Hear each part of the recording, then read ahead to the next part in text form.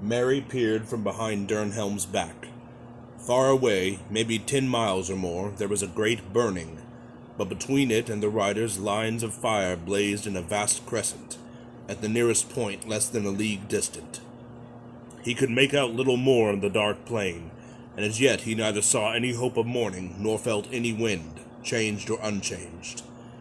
Now, silently, the host of Rohan moved forward into the field of Gondor, pouring in slowly but steadily, like the rising tide through breaches in a dike that men have thought secure. But the mind and will of the black captain were bent wholly on the falling city, and as yet no tidings came to him warning that his designs held any flaw.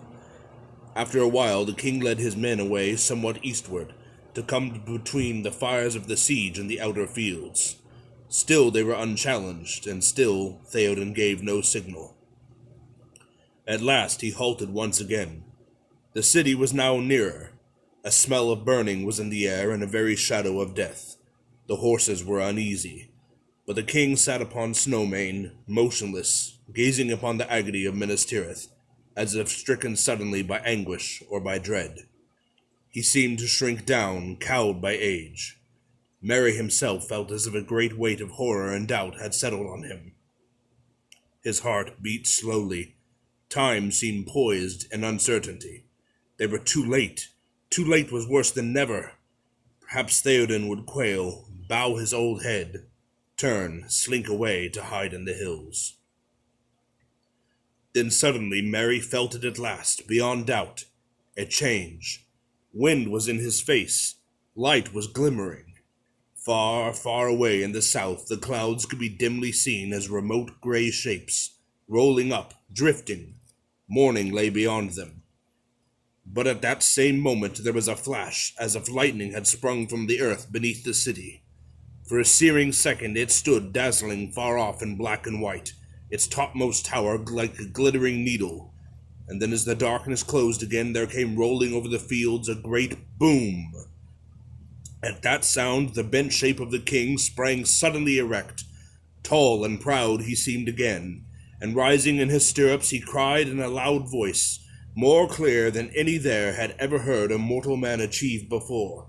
"Arise! Arise, riders of Theoden! Fell deeds awake!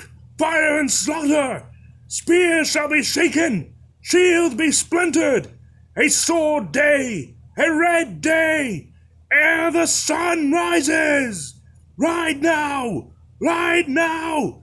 Ride to Gondor!" With that he seized a great horn from Guthlaf his banner-bearer, and he blew such a blast upon it that it burst asunder. And straightway all the horns in the host were lifted up in music, and the blowing of the horns of Rohan in that hour was like a storm upon the plain and a thunder in the mountains. "Ride now! Ride now! Ride to Gondor!" Suddenly the king cried to Snowmane, and the horse sprang away. Behind him his banner blew in the wind, white horse upon a field of green, but he outpaced it. After him thundered the knights of his house, but he was ever before them. Eomer rode there, the white horsetail on his helm floating in his speed, and the front of the first Eored roared like a breaker foaming to the shore, but Theoden could not be overtaken. Fey he seemed, or the battle fury of his fathers ran like new fire in his veins, and he was borne up on Snowmane like a god of old, even as Orome the Great in the battle of the Valar when the world was young. His golden shield was uncovered, and lo, it shone like an image of the sun, and the grass flamed into green about the white feet of his steed. For morning came, morning and a wind from the sea, and darkness was removed, and the hosts of Mordor wailed, and terror took them, and they fled, and died, and the hooves of wrath rode over them.